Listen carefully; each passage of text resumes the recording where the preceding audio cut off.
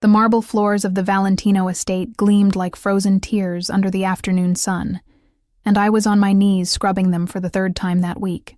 My hands were raw, red and cracked from the industrial cleaners Mrs. Caruso insisted we use, nothing but perfection for Mr. Valentino's home. The chemical smell burned my nostrils, mixing with a faint scent of imported leather from the furniture and something darker, more expensive that I couldn't quite name. Old money, power, danger. I was invisible here, just another set of hands to polish the pristine surface of a world I'd never belonged to. My stomach growled. I'd skipped breakfast again to send money back to Mama in Philadelphia. The cancer treatments were draining what little savings we had left, and my 2 jobs barely covered her medications. The maid position at the Valentino estate paid better than anything else I could find with my lack of education, but it meant 16-hour days and a body that ached in places I didn't know could hurt. Girl. Mrs. Caruso's sharp voice cut through my thoughts like a knife. The master's office. He spilled wine on the Persian rug. Handle it immediately. My heart dropped into my stomach. The master's office. I'd been working here for 3 months and had successfully avoided ever being alone in a room with Dante Valentino. I'd seen him, of course. Impossible not to. He moved through the house like a dark storm, always surrounded by men in expensive suits with guns hidden beneath their jackets. I'd learned to make myself smaller, quieter, practically disappearing into the walls when he passed. But I'd noticed things. The way everyone's voice dropped to whispers when he entered a room. How even Mrs. Caruso, who ruled the household staff with an iron fist, became deferential and nervous in his presence. The late-night meetings in his study where raised voices and the sound of something heavy hitting the floor made me work faster, scrub harder, pray I'd never be noticed. Now, girl, before it sets. I gathered my supplies with shaking hands and made my way through the labyrinth of hallways. The house was a fortress disguised as a mansion. I'd counted at least 12 security cameras in the areas I was allowed to clean. And there were always men stationed at various points, speaking in Italian I didn't understand, their eyes cold and assessing. The office door was slightly ajar. I knocked softly, my knuckles barely making a sound against the heavy wood. Enter. His voice was like smoke, dark, smooth, and somehow suffocating. I pushed the door open, keeping my eyes down, and immediately smelled it. The rich, intoxicating scent of expensive cologne mixed with cigarette smoke and that same leather smell that permeated the entire house. And wine. Red wine, bleeding into the intricate patterns of what was probably a rug worth more than my entire life. I'm sorry to disturb you, Mr. Valentino. Mrs. Caruso sent me to look at me when I'm speaking to you. My breath caught. Slowly, I raised my eyes from the stained rug to the man sitting behind the massive mahogany desk. Dante Valentino was younger than I'd expected for someone who commanded such fear. Maybe 32, 33 at most. His dark hair was perfectly styled, his jaw sharp enough to cut glass, and his eyes. God. His eyes were the color of aged whiskey, burning with an intensity that made my skin prickle with awareness. He wore a white shirt with the sleeves rolled up, revealing forearms marked with ink I couldn't quite make out from this distance. He was beautiful in the way a loaded gun was beautiful, undeniably attractive and absolutely lethal. What's your name? He leaned back in his chair, those whiskey eyes studying me with an attention that made me want to bolt from the room. Aria, sir. Aria Mitchell. How long have you been working in my house, Aria Mitchell? 3 months, sir. My voice came out barely above a whisper. I clutched the cleaning supplies tighter, as if they could somehow protect me. 3 months. He repeated it slowly, tasting each syllable. And I'm only noticing you now. That's interesting. Something in his tone made my pulse quicken with a fear I couldn't name. I watched as he stood, moving around the desk with the fluid grace of a predator. He was tall, much taller than me, and as he approached, I caught the full impact of his presence. Power rolled off him in waves. This was a man who gave orders that people died following. This was a man who owned everything he surveyed, including, apparently, me for the duration of my employment. The rug, sir. I should... Tell me, Aria, why do you work 2 jobs? He stopped just a few feet away, close enough that I could see the fine lines around his eyes, the small scar near his left eyebrow. My mouth went dry. How do you... I know everything that happens in my house. Everything about everyone who enters it. He tilted his head slightly, studying me like I was a puzzle he intended to solve. Your mother is sick. Stage 3 cancer. The treatments aren't covered by insurance. You're drowning in debt, working yourself to death to save a woman who has maybe 6 months left to live. Tears burned behind my eyes. Hearing it said so bluntly, so clinically, made the reality of it crash over me like a wave. I need this job, Mr. Valentino. Please, I'll work harder. I won't complain about the hours. Relax. The word was a command, not a comfort. I'm not firing you. I'm simply curious. You're different from the others, quieter. You actually try to disappear. A ghost of a smile touched his lips.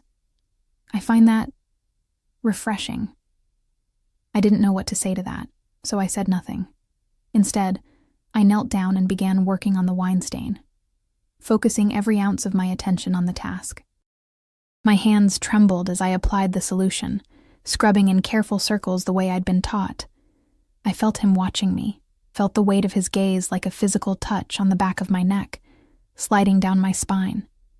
The office was too quiet. No sounds from the rest of the house penetrated here.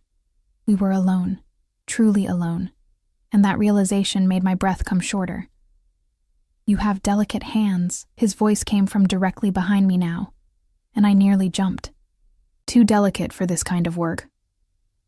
They're strong enough, sir. I kept scrubbing, kept my eyes on the rug, on the wine that was slowly lifting from the expensive fibers. Are they? I heard him move, and then he was crouching beside me, so close I could feel the heat radiating from his body. He reached out, and before I could pull away, his fingers caught my wrist. His touch was firm, commanding, burning against my skin. These hands tell a story of someone who works too hard for too little, someone who's forgotten what it feels like to be taken care of. I tried to pull away, but his grip tightened just enough to keep me in place. Not painful, but absolutely unyielding. Mr. Valentino, please. Dante. His thumb brushed across the inside of my wrist, over my racing pulse. When we're alone, you'll call me Dante. That's not appropriate. I decide what's appropriate in my house, Piccola. Do you understand? There was steel beneath the smooth tone, a promise of consequences if I argued. I nodded, not trusting my voice. Good girl. He released my wrist, and I immediately missed the warmth of his touch, a thought that terrified me more than anything else that had happened. Finish the rug, then come to the kitchen. I'm going to make sure you eat something before you pass out on my marble floors. I'm fine. That wasn't a request. He stood and walked back to his desk, effectively dismissing me while simultaneously making it clear I wasn't free to leave. I returned to my work with shaking hands, hyper-aware of his continued presence, the way he occasionally looked up from whatever papers he was reviewing to watch me. Every nerve in my body was screaming at me to be careful, to remember what kind of man he was, what he was capable of. But there was something else, too. Something warm and dangerous unfurling in my chest, the way he'd touched me, the concern in his voice when he'd mentioned food. No one had cared about whether I ate in months. I was so tired of being invisible, of being nothing more than a ghost haunting the edges of other people's lives, and Dante Valentino had seen me, really seen me. That should have been my first warning. I finished with the rug, gathered my supplies, and stood on legs that felt like water. Dante was on his phone now, speaking rapid Italian that sounded like music and menace all at once.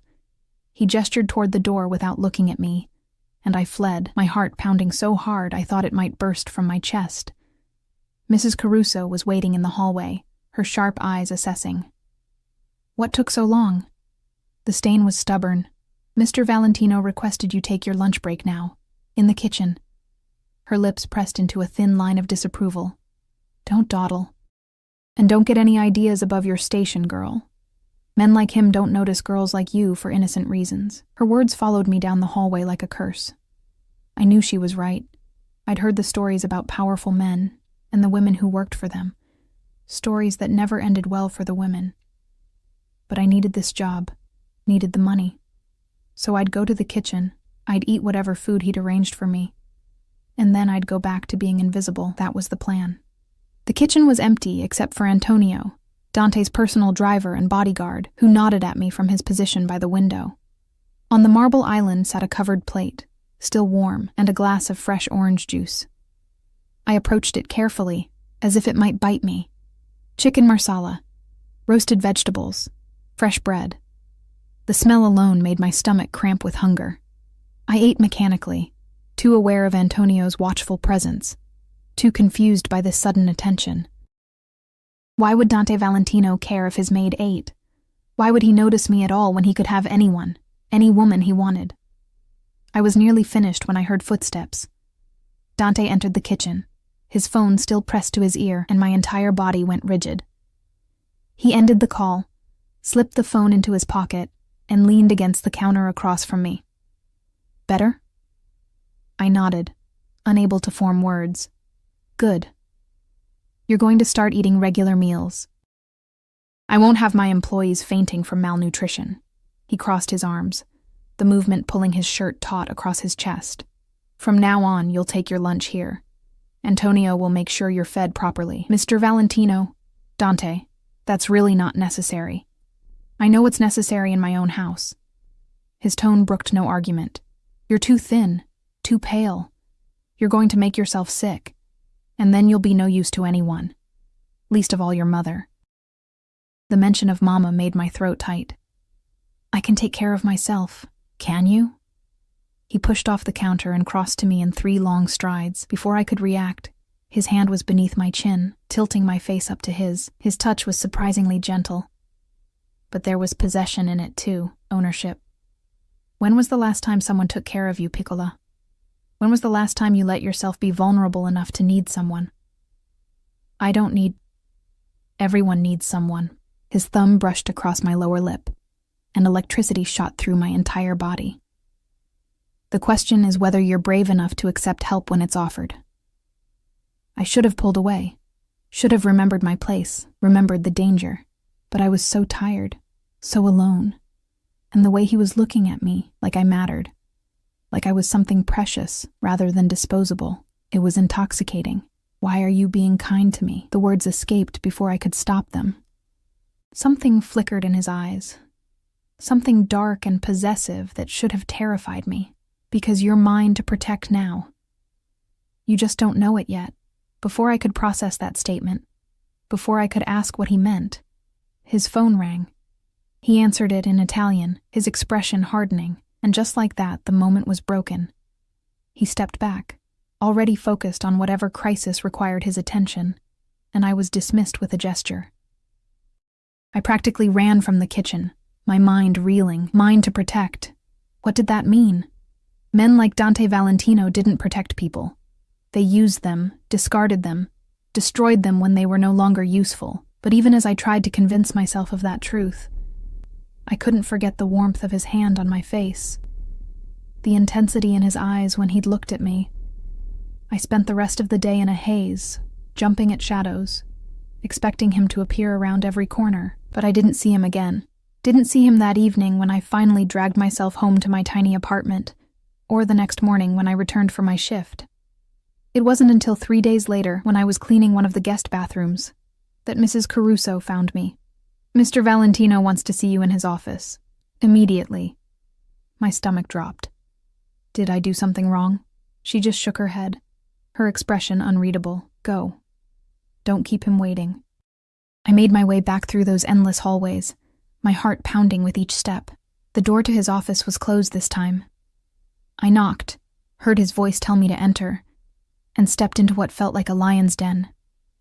Dante was standing by the window, backlit by the late afternoon sun. He didn't turn when I entered, just continued staring out at his perfectly manicured grounds. Close the door. I did, the soft click sounding like a death knell. Lock it. My hand froze on the doorknob. Sir? Lock. The door. Arya. Each word was precisely enunciated, leaving no room for argument. With shaking fingers, I turned the lock. The sound echoed in the sudden silence, and I realized with crystalline clarity that I'd just trapped myself in a room with the most dangerous man I'd ever met. Dante finally turned to face me, and the look in his eyes made my breath stop. It was hunger. Raw. Barely restrained. Absolutely possessive. Come here. I couldn't move. Every instinct I had was screaming at me to run. But there was nowhere to go. He crossed the distance between us in seconds, and then his hands were on my face, tilting it up to his, and his mouth was crushing down on mine in a kiss that stole what little air I had left in my lungs. I should have pushed him away, should have screamed, fought, done anything except what I actually did, which was melt into him like I'd been waiting my entire life for this moment. His kiss was demanding, possessive, claiming me with an intensity that made my knees buckle. His arm wrapped around my waist, pulling me flush against the hard planes of his body, and I gasped against his mouth. He took advantage immediately, his tongue sweeping in to taste me, to explore every corner of my mouth like he was memorizing it. I'd been kissed before, clumsy, forgettable encounters with boys who didn't know what they were doing. This wasn't that. This was a man who knew exactly how to make a woman forget her own name. When he finally pulled back, I was dizzy, disoriented, my lips swollen, and my heart racing like I'd run a marathon. "That's better," he murmured, his thumb tracing my lower lip again in that gesture that was becoming familiar. "I've been wanting to do that since the first time I saw you on your knees in my hallway. This is wrong," I managed to whisper, even as my body betrayed me by leaning into his touch. "You're my employer. I could lose my job." "You're not going to lose anything." His voice was firm, absolute. "Quite the opposite, actually. I'm going to give you everything you need, Piccola. Starting with this." He reached into his pocket and pulled out an envelope, pressing it into my hands. I opened it with trembling fingers and nearly dropped it when I saw what was inside. Cash. Thousands of dollars in cash. "What is this?" My voice came out strangled. "Your mother's treatment. The experimental therapy her doctors mentioned but said was too expensive. It's arranged. She starts next week." He said it so casually, like he was discussing the weather, not fundamentally altering the trajectory of my life. Tears blurred my vision. "I can't accept this. It's too much." "Yes, you can. And you will." His hands framed my face, forcing me to look at him. "Do you understand what I'm offering you, Arya? I'm offering you hope. A future. All you have to do is let me take care of you." "Why?" The question tore from my throat. "Why would you do this for someone like me? You don't even know me." Something dangerous flickered in his eyes. "But I do know you. I've had you investigated since the day you walked through my doors. I know about your father abandoning your family when you were 12. I know about the foster homes after your mother couldn't afford to keep you. I know about the scholarship you lost when she got sick and you had to drop out to take care of her. I know everything, Piccola. Every scar, every struggle, every moment of pain that made you into the woman standing in front of me. The invasion of my privacy should have outraged me. Instead, all I felt was a strange sense of relief. He knew the worst parts of me, the broken pieces, and he was still here, still looking at me like I was something valuable. "That's insane," I breathed. "You barely know me, and you're offering to pay for my mother's treatment? What do you want in return?" His smile was slow, predatory. "You're intelligent enough to know that nothing in life is free, especially not from men like me." His thumb brushed across my cheekbone, leaving fire in its wake. "I want you, Arya, in my bed, in my life. Mine in every way that matters." The room tilted. "You want me to be your... what? Your mistress?" No, the word was sharp, definitive. "A mistress is temporary, disposable. What I want from you is far more permanent." He leaned in, his lips brushing the shell of my ear, and I felt his words more than heard them. "I want you to belong to me, completely. Your body, your time, your loyalty. In exchange, I'll give you everything. Your mother will have the best care money can buy. You'll never have to scrub another floor or wear yourself down to nothing trying to survive. You'll live here, with me, and you'll want for nothing." My mind was spinning. This couldn't be real. Men like Dante Valentino didn't make offers like this to women like me. This is crazy. You could have anyone, models, actresses, women from your world. I don't want them. His voice turned hard, possessive. I want you.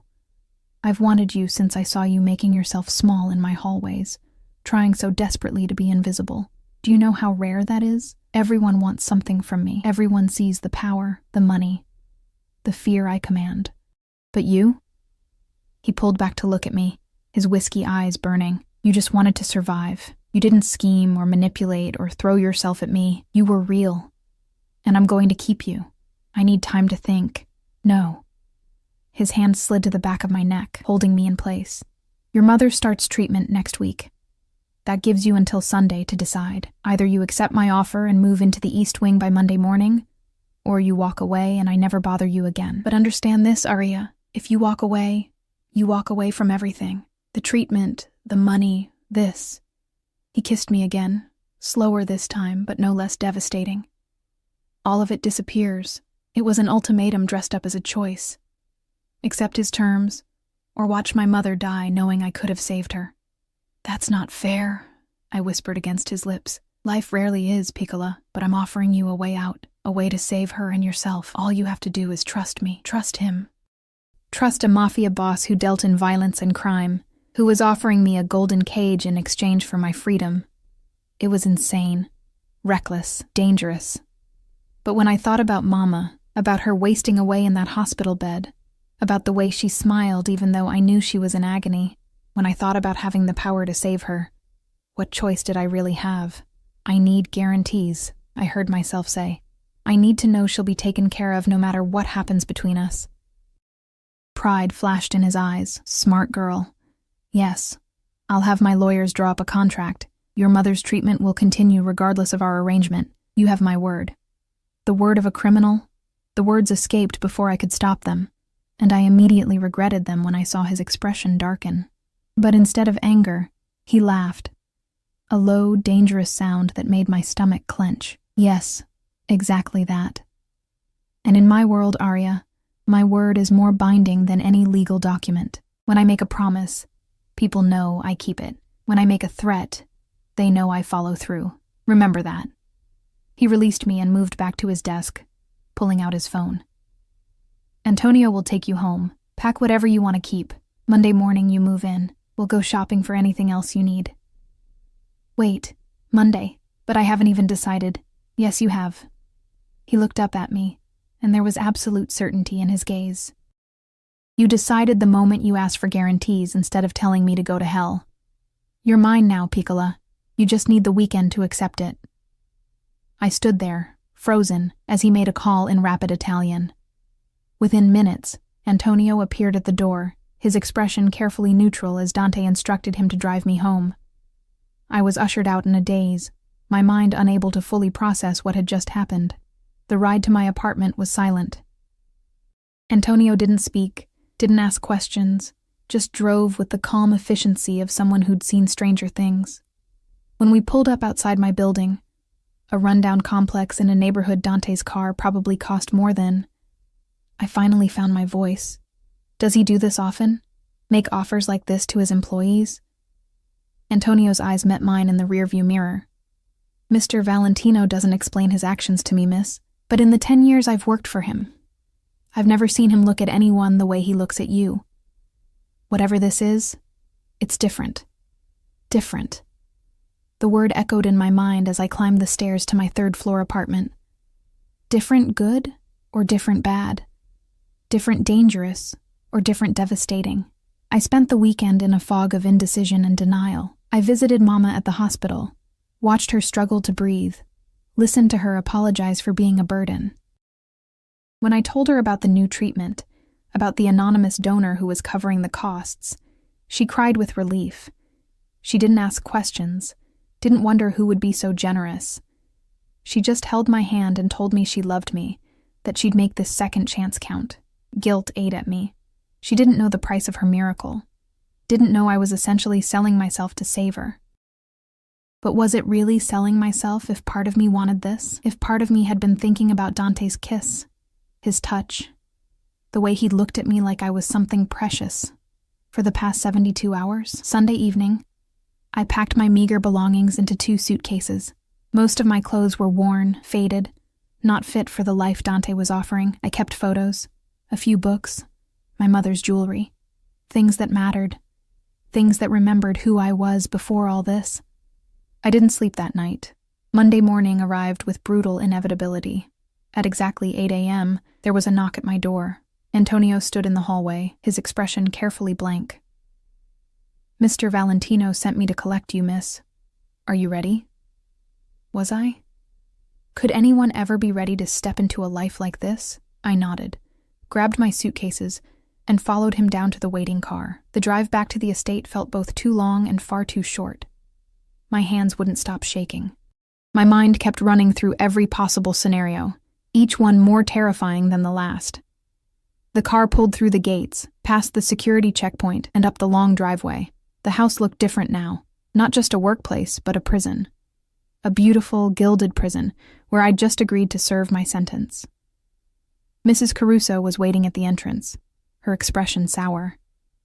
"Mr. Valentino is in his office. He wants to see you immediately. Your belongings will be taken to the East Wing."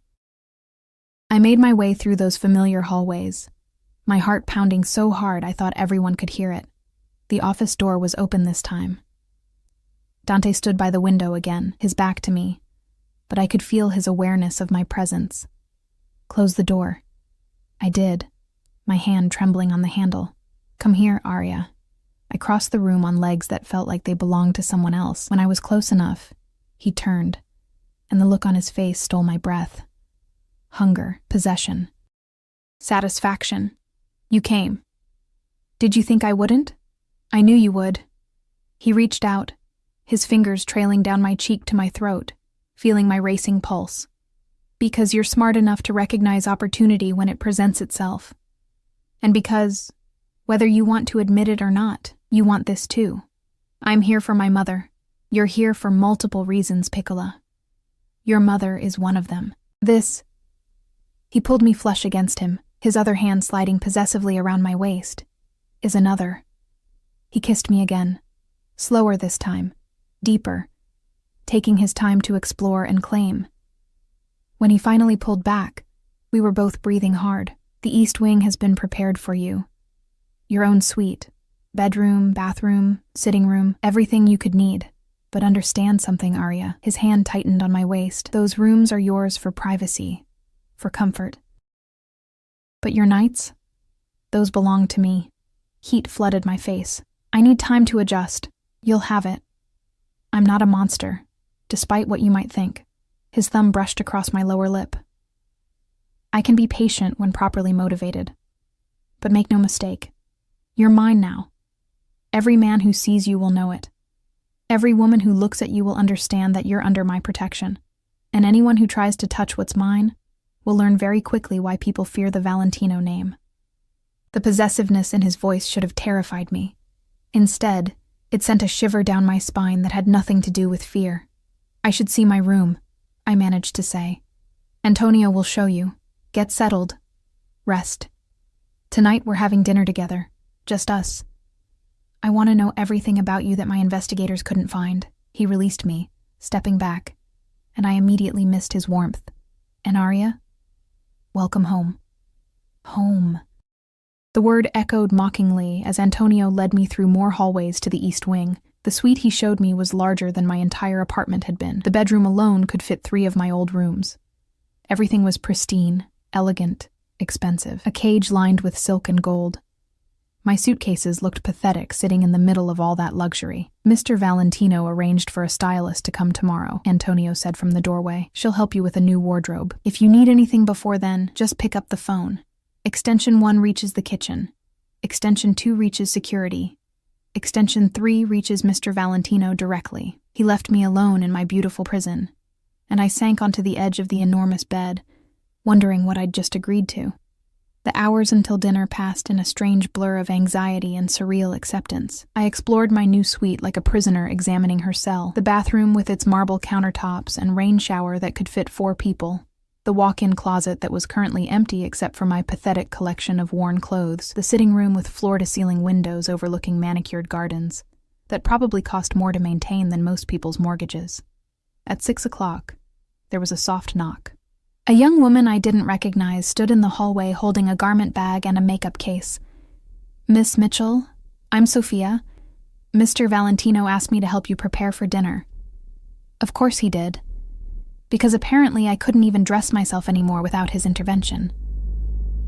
But I let her in because I genuinely had nothing appropriate to wear, and because refusing felt like a battle not worth fighting on my first day. Sophia was efficient and kind, chattering about nothing important while she worked. The dress she pulled from the bag was simple, but elegant, deep emerald silk that hugged my curves and fell to just above my knees.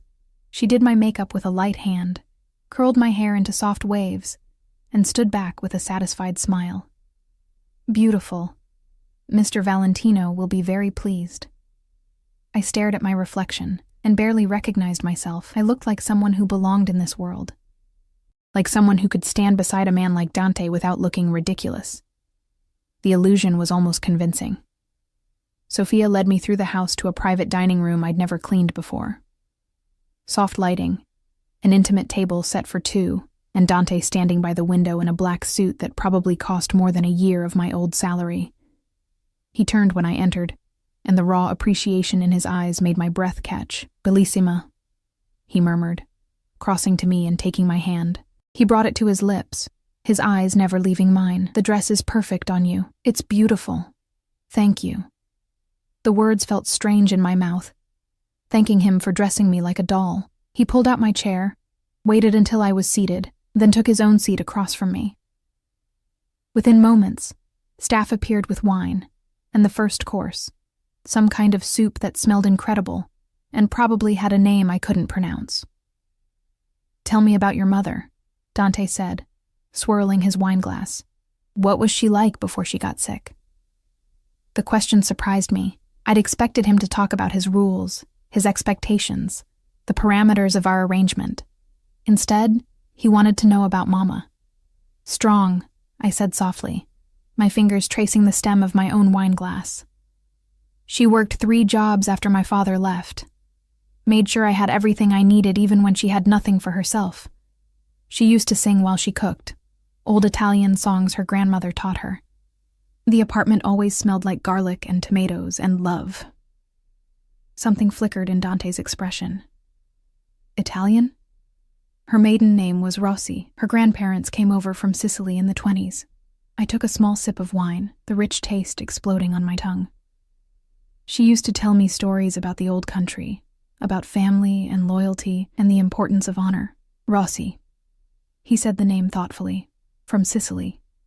There was a Rossi family connected to the Genovese organization back then. They ran a neighborhood in Brooklyn." My heart stuttered.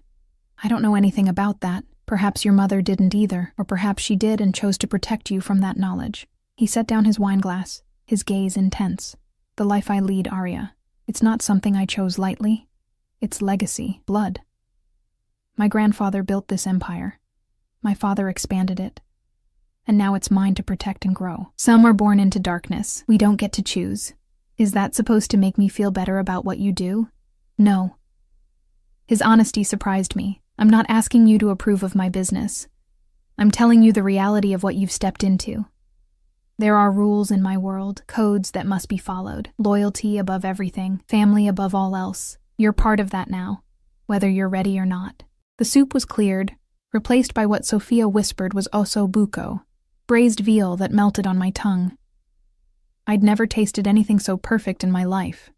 Everything about this meal, this moment, felt like a dream I'd fall out of at any second. "What are your rules?" I asked quietly. "What do you expect from me?" Dante leaned back in his chair, studying me with those burning whiskey eyes. "Honesty. Complete honesty at all times. If something bothers you, you tell me.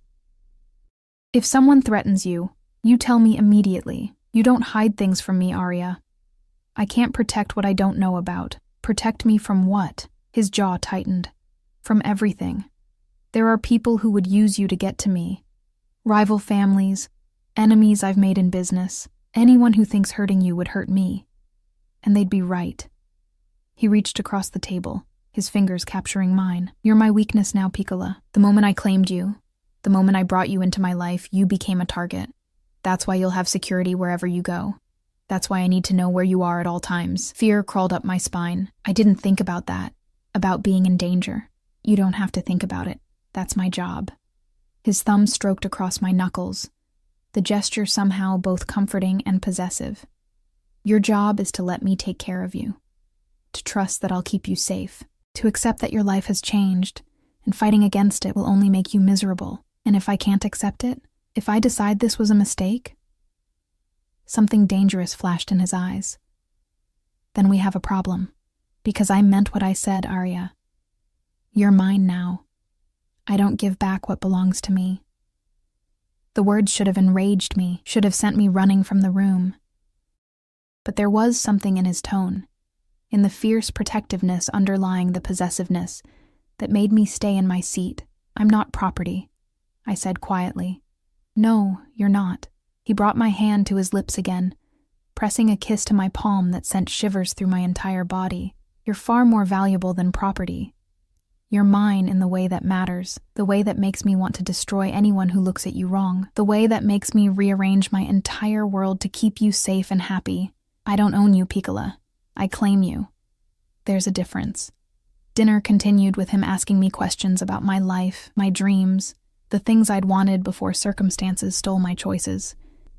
He listened with an intensity that made me feel like every word mattered, like I was the only person in his universe that moment. It was intoxicating and terrifying in equal measure. When the meal finally ended, he stood and offered me his hand. Walk with me. We moved through the house to a private terrace I'd never seen before. The night air was cool, carrying the scent of jasmine from the gardens below. City lights twinkled in the distance, a reminder of the world beyond these walls, the world I'd left behind. Dante stood behind me, his hand settling on my waist, his chest warm against my back. What are you thinking?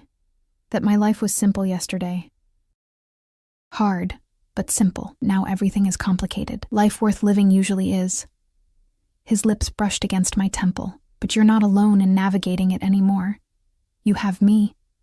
I turned in his arms, looking up at his face in the moonlight. Why me, Dante? Really? There has to be more to it than just wanting someone who didn't chase you. His expression shifted, becoming almost vulnerable. My mother died when I was 15.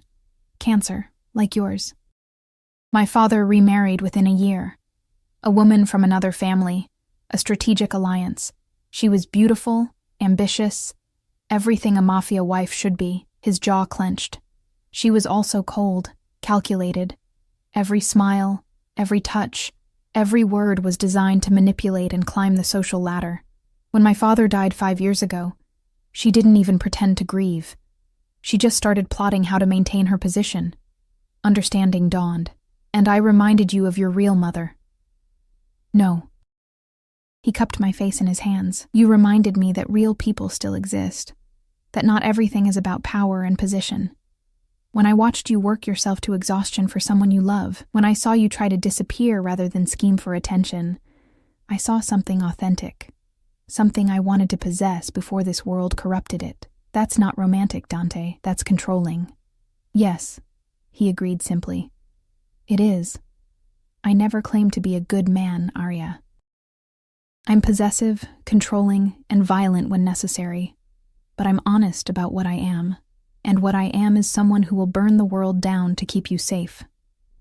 He kissed me then, deep and claiming, his hands sliding into my hair. I melted into him despite every warning bell ringing in my head. His kiss was drugging, addictive, making me forget why this was dangerous. When we finally broke apart, both breathing hard, he rested his forehead against mine. Come to bed with me. My heart stuttered. Dante. Just to sleep, he clarified, though the hunger in his eyes suggested he wanted far more. I want to hold you, to feel you beside me. Nothing more until you're ready. It was probably a terrible idea. But I was exhausted from the emotional whiplash of the day, and the thought of spending the night alone in that huge empty bed in my suite felt unbearable. Okay, I whispered. Satisfaction gleamed in his eyes. He took my hand and led me through the house to the master suite, a space that was somehow both masculine and elegant, dominated by a massive bed that looked like it belonged in a palace. He handed me one of his shirts to sleep in, turned his back while I changed, then pulled me into bed beside him. His arms came around me immediately, pulling my back flush against his chest. I could feel every hard plane of his body, the steady beat of his heart, the way his breathing gradually synchronized with mine. "Sleep, Piccola," he murmured against my hair. "You're safe here. Always safe with me." And despite everything, despite the insanity of my situation, the danger lurking at the edges of this new life, the absolute control he was exerting over my existence, I believed him. That should have been my second warning. I woke to sun streaming through unfamiliar windows and an empty bed. Panic seized me for a moment before I heard water running in the bathroom. Dante emerged moments later, wearing only a towel slung low on his hips, water droplets trailing down his chest, and the intricate tattoos I could now see clearly. The ink told stories, a family crest over his heart, names I didn't recognize on his ribs, religious imagery mixed with symbols that probably meant something in his world. He was beautiful and terrifying and absolutely deadly. His eyes met mine, and a slow smile curved his lips. "Good morning, Bellissima. How did you sleep?" "Better than I expected," I admitted, sitting up and pulling the sheets higher. His shirt had ridden up during the night, exposing far too much leg. "Good." He moved to his closet, dropping the towel without shame, and I quickly looked away, heat flooding my face. His low chuckle told me he'd noticed. "A stylist will be here in an hour. Antonio will stay with you the entire time. Don't leave the house without telling me first. I need to visit my mother at the hospital. Already arranged. You'll go this afternoon. Antonio and Marco will accompany you." He emerged fully dressed, looking every inch the powerful crime boss. "The hospital has been informed that your mother is under my protection. She'll receive the best care available. No one will bother her or you." He crossed to the bed, leaned down, and kissed me thoroughly. "I have business to attend to today, but tonight we're having dinner with some associates. You'll meet them, smile, and let them see that you're mine. Understand?" I nodded, not trusting my voice. "Good girl." He traced my lips with his thumb. "Get dressed, eat breakfast. Sophia will help you with everything. And Arya?" His expression turned serious. "Don't try to run. Don't test me. I've been patient because you're adjusting, but my patience has limits." Then he was gone, leaving me alone in his room with the scent of his cologne and the memory of his kiss burning on my lips. The day passed in a whirlwind of activity. The stylist, Elena, brought what seemed like an entire boutique's worth of clothes. She measured me, assessed my coloring, and filled the empty closet with outfits I'd never have chosen for myself. Elegant dresses, designer jeans, silk blouses, even lingerie that made me blush just looking at it. "Mr. Valentino has excellent taste," she said approvingly as I modeled yet another dress. "He wants you to have the best of everything." That afternoon, Antonio drove me to the hospital with Marco, another stoic bodyguard, following in a second car. The hospital staff treated me completely differently now, with deference bordering on fear. They led me to a private room where Mama was resting, looking better than I'd seen her in months. "Arya." Her face lit up. "Sweetheart, they moved me to this beautiful room, and the doctor said I start the new treatment tomorrow. They're so optimistic. They think it might really work." I held her hand, fighting back tears. "I'm so glad, Mama. Tell me about your donor. Who is this angel who's saving my life?" I couldn't tell her the truth, couldn't explain that I'd essentially sold myself to save her, so I lied, weaving a story about a charitable foundation, an anonymous benefactor who helped families in need. She believed me because she wanted to, because accepting a miracle was easier than questioning its source. When I finally left, guilt sat heavy in my chest, but seeing the hope in her eyes made it worth it. Whatever price I had to pay, she would live. That's all that mattered. Back at the estate, Sophia helped me prepare for dinner. The dress Elena had chosen was stunning, black silk that clung to my curves, elegant but understated. My hair was styled in an updo, my makeup flawless. When I descended the stairs, Dante was waiting in the foyer, surrounded by his men. He looked up, and the expression on his face made my stomach flip. He dismissed the others with a gesture and crossed to me, his eyes burning. "You're going to make every man in that room jealous, and every woman envious. His hand settled possessively on my lower back. Perfect. The restaurant was clearly Mafia-owned. No other patrons, security everywhere, private room in the back. Dante led me in with his hand never leaving my back, marking me as his for everyone to see. 5 men sat around the table, their women beside them. All eyes turned to us as we entered, assessing, calculating. I felt like a specimen under a microscope. "Gentlemen," Dante said smoothly, "this is Arya, my woman. Anyone who disrespects her answers to me personally." The message was clear. The men nodded, their expressions carefully neutral. Their women looked at me with varying degrees of curiosity and pity. They knew what I was, what I'd become. Another possession of a powerful man, another pretty face that would eventually be replaced. But they didn't know the whole story, didn't know about the arrangement, the contract written in desperation and sealed with a kiss. They didn't know that part of me was starting to want this, starting to crave Dante's attention and protection in ways that terrified me. Dinner was an exercise in survival. I smiled when appropriate, spoke when spoken to, and tried to ignore the undercurrents of violence and danger threading through every conversation. These men discussed territory and business and problems that needed solving, euphemisms for crimes I didn't want to understand. And through it all, Dante kept me close, his hand on my thigh under the table, his touch possessive and reassuring in equal measure. It was midnight when we finally returned to the estate. I was exhausted, overwhelmed, ready to collapse. But Dante had other plans. He led me to his room, closed the door, and pulled me into his arms. "You did perfectly tonight. I'm proud of you." The praise shouldn't have mattered, but it did. God help me, it did. He kissed me slowly, thoroughly, his hands roaming over the silk covering my body. When he finally pulled back, we were both breathing hard. "Stay with me again tonight," he murmured against my lips. "Let me hold you. Let me take care of you." And I did. Because somewhere in the past 48 hours, I'd stopped fighting the inevitable. I was his now. For better or worse. I just didn't know yet how much worse it could get. The next 3 weeks passed in a strange rhythm of luxury and captivity. My days fell into a pattern. Breakfast with Dante when his schedule allowed.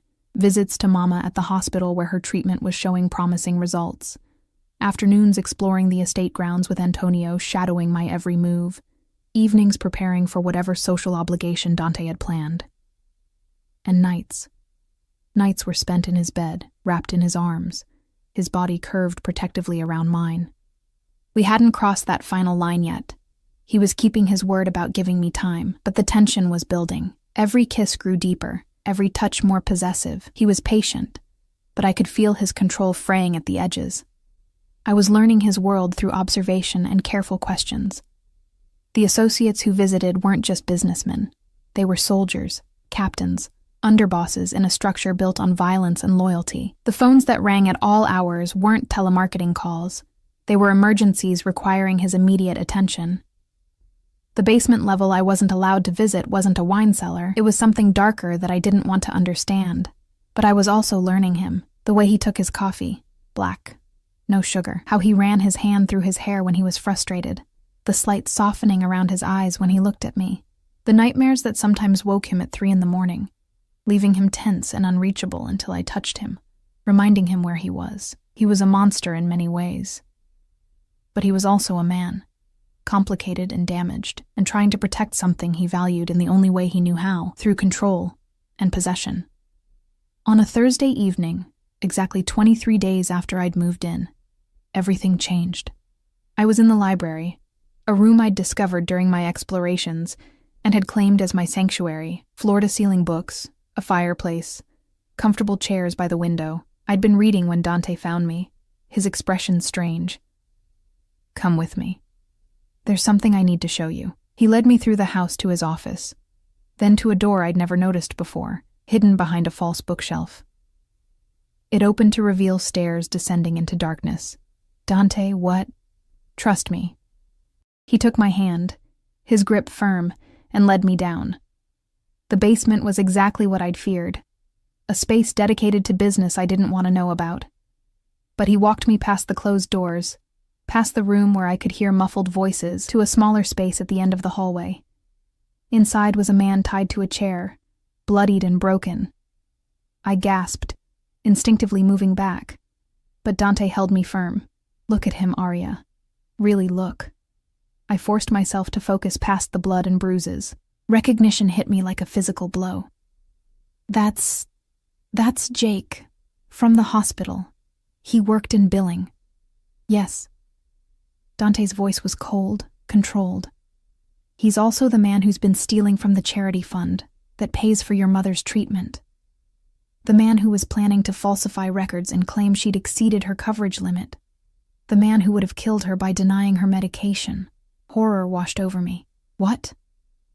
Tell her, Dante commanded the man. Tell her what you were planning. Jake's voice came out broken, defeated. I needed the money. Gambling debts. I was going to cut her treatment, make it look legitimate. I'm sorry. I'm so sorry. I felt sick. This man would have murdered my mother through paperwork and bureaucracy, all for money to feed his addiction.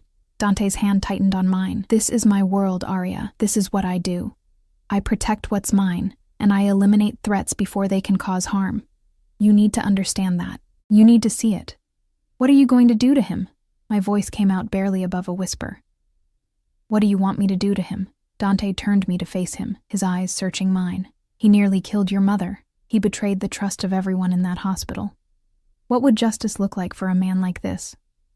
It was a test. I knew it was a test. He was seeing if I could handle his reality, if I could accept the violence that underscored everything he was. I don't want to watch anyone die, I said quietly, but I don't want him near my mother ever again. I don't want him to have the power to hurt anyone else. Something like approval flickered in Dante's expression. Wise answer, Piccola. He turned to the men standing guard. Make sure he's arrested by legitimate authorities. Provide them with evidence of his embezzlement. He'll spend the next decade in prison, and by the time he gets out, he'll be too old and broken to hurt anyone. He led me back upstairs, his hand never leaving mine. In his office, he poured us both whiskey, pressing the glass into my trembling fingers. You passed, he said softly. That was a test. Everything is a test in this life. I needed to know if you could handle the reality of what I do, if you could see the violence and understand that sometimes it's necessary. He sat beside me, his thigh pressing against mine. You didn't flinch, didn't demand I let him go. You saw the situation clearly and made a rational decision. I'm proud of you. Don't be. I drank the whiskey, letting it burn away the taste of fear.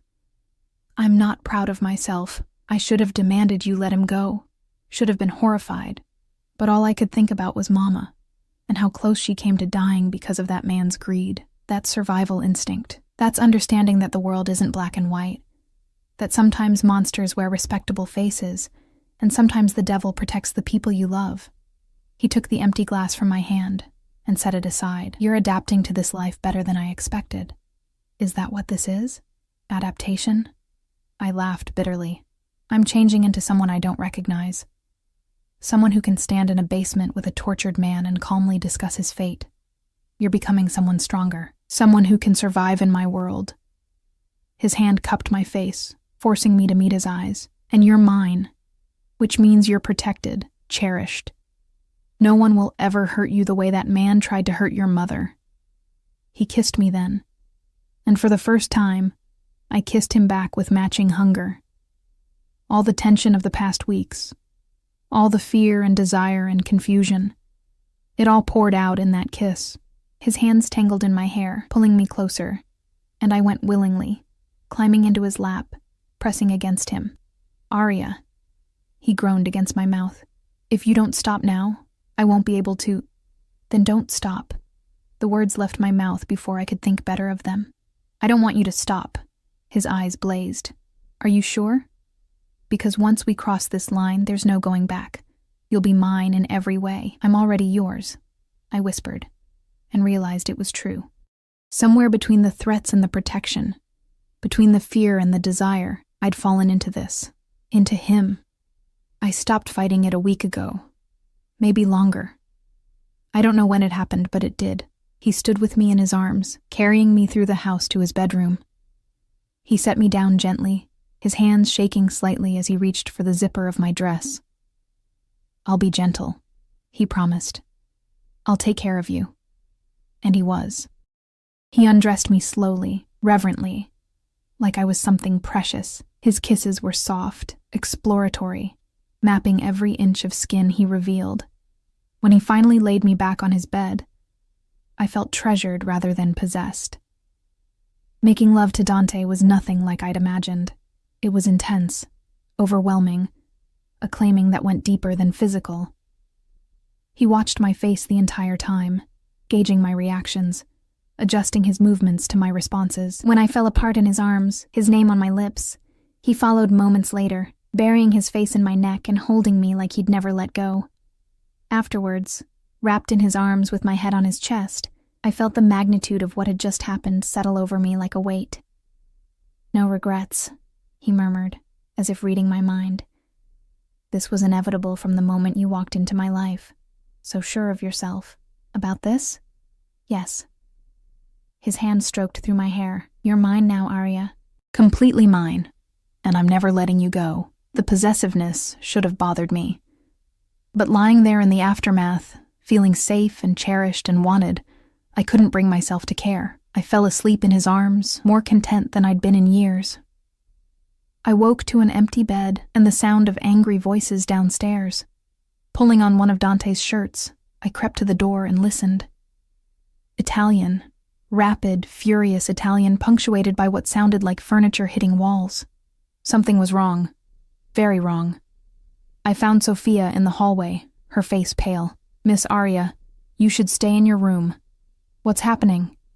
"There's been an incident with one of the families. Mr. Valentino is handling it." Before I could ask more, Dante appeared at the top of the stairs, his expression thunderous. Blood spattered his shirt.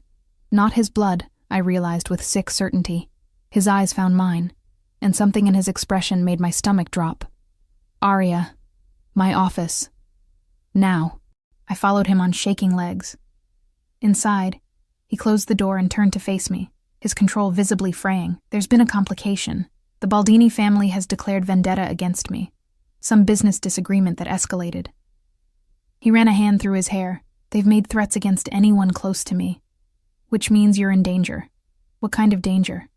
"The kind that gets people killed." His hand settled on my shoulders. "I'm doubling your security. You don't leave this house without at least 4 guards. You don't go anywhere I haven't personally approved. And if I say run, you run. No questions, understand?" Fear crawled up my spine. "Dante, I won't let them touch you." His voice turned hard, deadly. "I'll burn their entire organization to the ground before I let them hurt you. But you need to be smart. Need to follow my rules exactly." This is insane. Maybe I should leave. Go somewhere they can't find me. No. The word was absolute, final. You're safest here with me. Running would make you an easier target. Here, I can protect you. Here, you're surrounded by my men, my security, my power. His hands tightened on my shoulders. "You're not leaving me, Arya. Not now, not ever." The next week was a nightmare of paranoia and tension. Armed guards patrolled the grounds constantly. Every delivery was searched. I wasn't allowed outside at all. Dante barely slept, spending his nights on phone calls and in meetings, orchestrating whatever moves were necessary to end the threat. And then, 8 days after the vendetta began, Dante came to find me in the library. His expression was strange, satisfied, but also troubled. "It's over. The Baldini family has agreed to terms. The vendetta is lifted." Relief flooded through me. Thank God. What changed? I gave them something they wanted more than my blood. He sat beside me, taking my hand. "But there's something else. Something you need to know." The way he said it made my stomach clench with dread. "What?" "You're pregnant." The world tilted. "What?" "That's impossible. We've only been together for 3 weeks. I know exactly how long it's been." His hand settled on my stomach, possessive and gentle.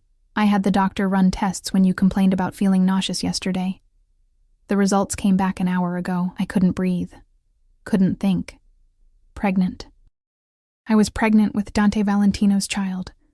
This changes everything," he continued, his voice soft but absolute. You're not just mine now, Arya. You're carrying my heir, my child. That makes you family in the truest sense. That makes you untouchable. Something in his tone made me look at him more carefully, at the satisfaction in his eyes, the lack of surprise.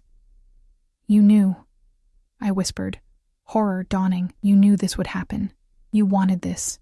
His expression didn't change. Yes.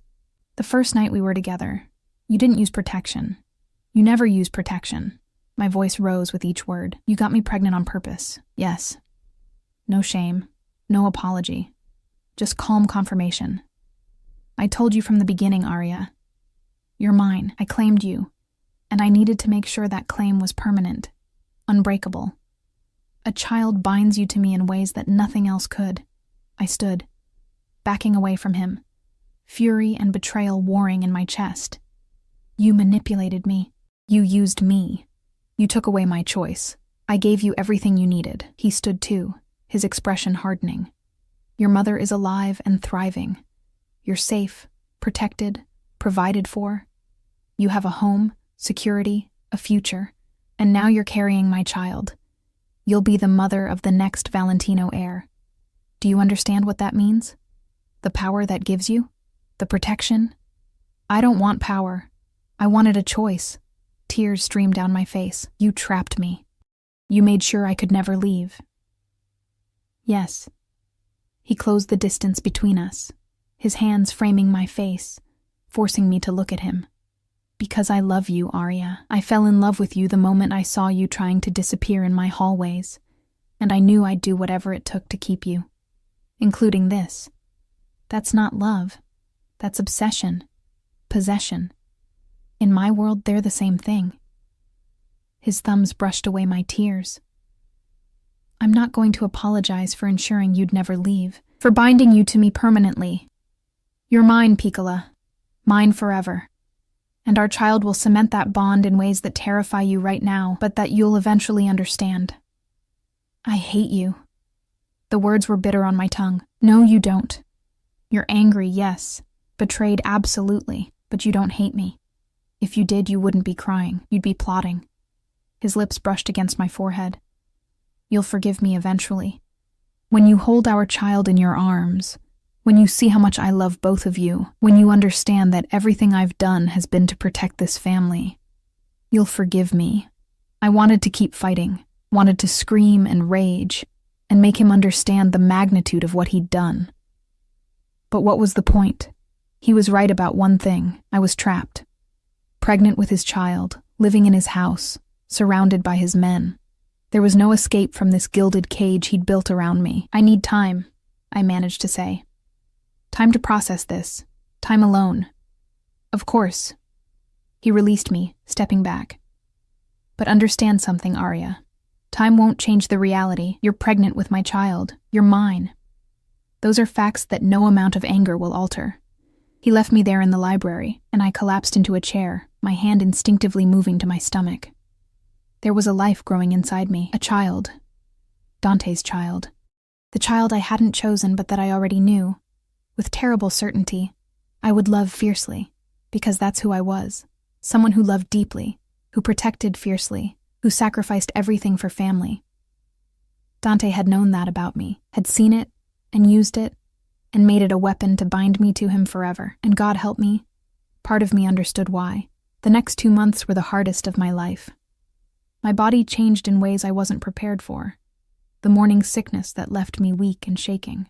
The exhaustion that made simple tasks feel impossible. The emotional upheaval that had me crying over commercials and snapping at anyone who looked at me wrong. But through it all, Dante was there. Constant, patient, overwhelmingly present. He held my hair back when I was sick. He canceled meetings to sit with me when the anxiety became too much.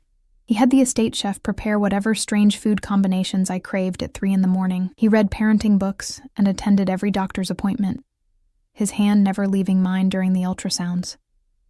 And slowly, against every ounce of my better judgment, my anger began to fade into something more complicated. I couldn't forgive what he'd done.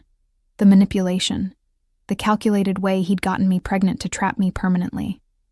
It was unforgivable. But I also couldn't deny that he'd been right about certain things. I was protected here in ways I'd never been in my life. My mother was thriving, the treatment working better than anyone had hoped. And Dante loved me with an intensity that was both terrifying and oddly comforting. It wasn't healthy. It wasn't normal. But it was real. One evening, when I was almost 4 months along and finally starting to show, Dante found me on the terrace watching the sunset. He'd been in meetings all day, something about territorial disputes and negotiations I didn't want to understand. He looked exhausted, the weight of his world evident in the lines around his eyes. "Can I sit with you?"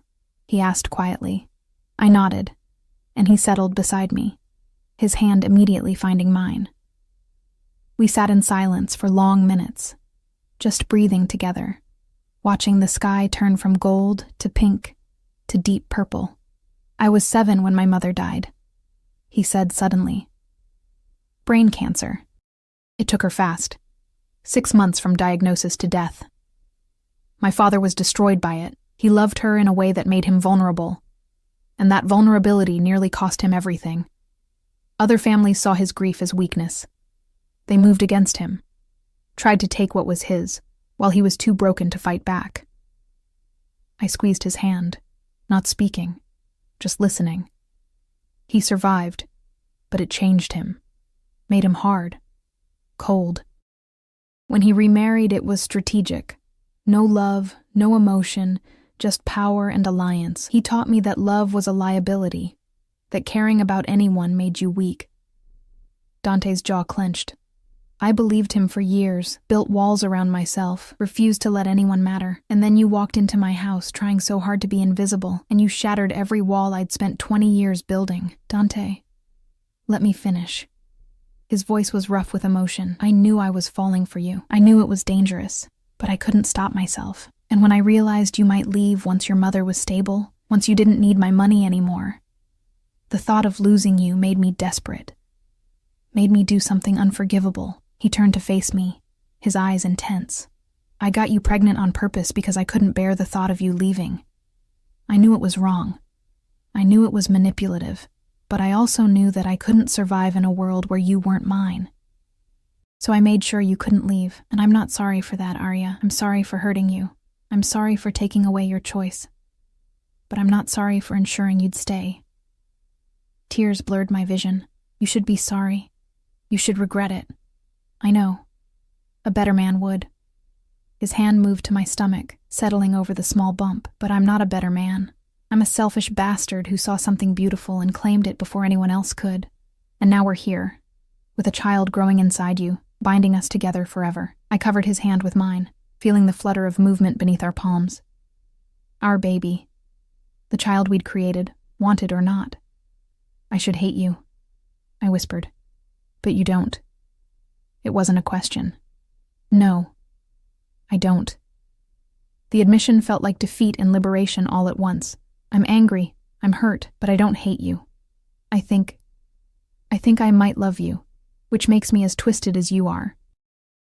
His sharp intake of breath told me he hadn't expected that. "Say it again." "I love you." The words came easier the second time. "I love you even though you're controlling and possessive, and you manipulated me in the worst possible way. I love you even though you're a criminal who does terrible things. I love you because you see me, really see me, and you've never asked me to be anything other than exactly who I am." He kissed me then, deep and claiming and somehow gentle all at once. When he pulled back, there were tears in his eyes. "I love you more than I've ever loved anything in my life," he said roughly. "More than power, more than family legacy, more than my own survival. You and our child. You're everything now, and I will destroy anyone who tries to take you from me. I know." And I did. I understood him now in ways I hadn't before. Understood that his love was possessive because he'd lost everyone he'd ever cared about. That his need to control came from a deep terror of being vulnerable. That his manipulation was wrong, but born from desperation rather than cruelty. It didn't excuse what he'd done, but it helped me understand it. "I need you to promise me something," I said quietly. "Anything. No more manipulation, no more taking away my choices. If we're going to do this, raise a child together, build a life, I need to know you'll be honest with me. even when the truth is ugly. He was quiet for a long moment. I can promise I'll try, but I can't promise I won't be overprotective. Can't promise I won't make decisions I think are best for you and our child without consulting you first. It's who I am, Arya. Control is how I keep the people I love safe. Then I'll promise to call you out when you go too far, to fight back when you need fighting, to remind you that I'm your partner, not your possession. I met his eyes steadily, because that's who I am, someone who doesn't back down even when it's terrifying. A slow smile curved his lips. We're going to fight constantly. Probably. It's going to be messy and complicated. Almost certainly. But it's going to be real. He pulled me close, his hand protective over our child. No games, no pretending, just us, figuring this out together. Together, I agreed. The months that followed were indeed messy and complicated. We fought about everything, his overprotectiveness, my stubborn independence, how to prepare for the baby, what kind of life we wanted for our child. But we also laughed together, planned together, fell deeper in love in the spaces between the arguments. Mama's health continued to improve. By my 6th month of pregnancy, she was in remission, strong enough to visit the estate and meet the man who'd saved her life. She took one look at Dante, saw the way he touched me, the possessive gentleness in his eyes, and she understood immediately what our arrangement had been. You did this for me, she said quietly when we were alone. Gave yourself to him to save me. It's more complicated than that now, I admitted. I love him, Mama, even knowing what he is, what he's done. I love him. She took my hand, her eyes sad, but understanding. Love isn't always clean and simple, sweetheart. Sometimes it's messy and complicated and comes from the most unexpected places. The question isn't whether this is the right love or the wrong love. The question is whether it makes you happy. It does, I realized. In strange, twisted ways. It makes me incredibly happy. Then that's all that matters. My water broke on a Tuesday evening while Dante was in a meeting with his underbosses. I'd been reading in bed when the first contraction hit, sharp and unmistakable. Sophia called Dante immediately, and within minutes the house erupted into organized chaos. Dante burst into the bedroom, his face pale. Is it time? Are you okay? Should I call the doctor again? Do we need Dante? I grabbed his hand, squeezing hard. Breathe, we have time. Just stay with me. He did. Through 14 hours of labor, he never left my side. He held my hand when the contractions became unbearable. He whispered encouragement in Italian when I was too exhausted to push. He cried when our daughter finally entered the world, tiny and perfect and screaming with indignation. She's beautiful, he breathed, watching as the nurses cleaned her. She's perfect. Arya, she's ours, I finished, my voice hoarse. She's ours. They placed her in my arms moments later, and I fell completely in love. She had Dante's dark hair and my nose, and when she opened her eyes, they were the exact shade of whiskey that haunted my dreams. Isabella, Dante said softly, his fingers stroking her tiny cheek. Her name is Isabella Marie, after both our mothers. I looked at him, surprised. You want to name her after my mother? She saved your life by bringing you into this world. It's only right we honor her. His expression was tender in a way I'd rarely seen. Besides, family is everything, and your mother is family now. Isabella Marie Valentino, our daughter. The physical proof of the complicated, messy, absolutely real love between a mafia boss and the maid who'd stolen his heart. The weeks after her birth were exhausting and perfect. Dante was surprisingly hands-on for someone who'd grown up in his world. He changed diapers, did 3 a.m. feedings, rocked Isabella to sleep while singing Italian lullabies his mother had sung to him. He was gentle with her in ways he'd never been gentle with anything else in his life, and he was even more possessive of both of us. Security doubled. I wasn't allowed to leave the grounds without an entire team of guards. Anyone who wanted to see Isabella had to be cleared through multiple levels of approval. It was suffocating and overwhelming, and exactly what I'd expected, but it was also love. Twisted. Controlling. Absolutely consuming love. One night, when Isabella was 6 weeks old and finally sleeping through the night, I found Dante standing by her crib just watching her sleep. The moonlight streaming through the window illuminated his face. highlighting the softness there, the vulnerability he only showed in moments like this. "What are you thinking?" I asked softly from the doorway. He didn't turn, just kept watching our daughter, that I'd burn the entire world down to keep her safe, that anyone who ever tries to hurt her will learn exactly what happens when you threaten what belongs to Dante Valentino. "She's not property, Dante, neither am I." "No." He finally looked at me, and the love in his eyes stole my breath. "You're not property. You're my heart, my soul, my reason for breathing. You're the woman who taught me that love doesn't have to be weakness, that protecting the people you care about can make you stronger rather than vulnerable." He crossed to me, pulling me into his arms. "I got you pregnant on purpose because I was terrified of losing you. And I'd do it again, Arya. I'd do anything to ensure you and Isabella stay by my side forever." I know. I should have been angry, should have hated his continued lack of remorse, but I understood him now in ways I hadn't before. And I'd fight you every step of the way while simultaneously staying exactly where I am. Because as twisted as this is, as complicated and messy and wrong, it's ours. This life, this love, this family we've built from desperation and obsession and something that somehow became real. "You're mine," he murmured against my hair. "And you're mine," I replied. "Forever, forever," he agreed. 2 years later, Isabella took her first steps in the gardens while Dante and I watched, both of us anxious and proud in equal measure. Mama was there too, healthy and vibrant, laughing as Isabella stumbled and got back up with determination that reminded me of her father. "She has your stubbornness," Dante observed. "And your arrogance," I countered. He grinned, pulling me close. "She's going to be unstoppable." I looked around at the life I'd built, this strange, complicated, unconventional life that had started with desperation and manipulation, but had somehow transformed into something that felt like home. The estate that had once felt like a prison now felt like a sanctuary. The man who'd trapped me had become my partner. The future I'd thought was stolen had bloomed into something I never could have imagined. Was it perfect? No. Did we still fight about his controlling nature and my stubborn independence? Constantly. Were there moments when I looked at how this all began and felt the echo of that initial betrayal? Sometimes. But as I watched Dante scoop Isabella into his arms, saw the pure love and joy on his face, felt the warmth of family surrounding us, I knew I wouldn't change it, not the manipulation that brought us together, not the pregnancy that trapped me, not even the fear and anger I'd felt in those early months. Because all of it had led to this, to Isabella's laughter ringing through the gardens, to Mama's remission and happiness, to a love that was messy and complicated and absolutely real. Dante had told me once that he'd gotten me pregnant on purpose, that I was his forever.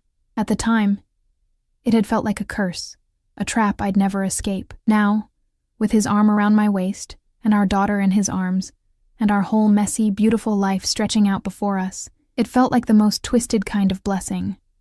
I was his. He was mine. And forever didn't seem nearly long enough.